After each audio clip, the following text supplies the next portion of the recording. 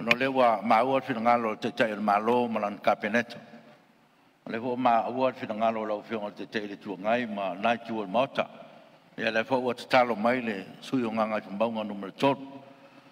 o le nga yo le fo ftela ya le o lo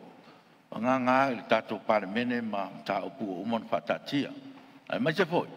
o lo fa tali le tu no ya tato nga duenga o parmene fa lango le tu no ai ui le ya le lava wa sa no mai te ta yo malo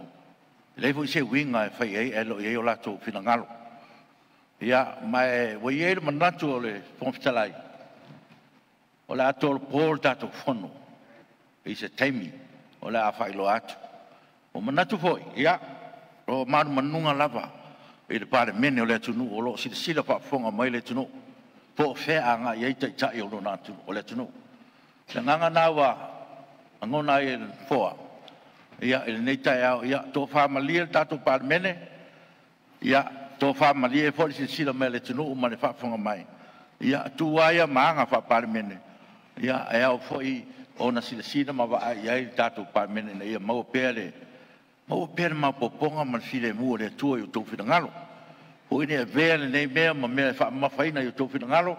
ya ma ve lo si la ta po mai le ma o lunga le tunu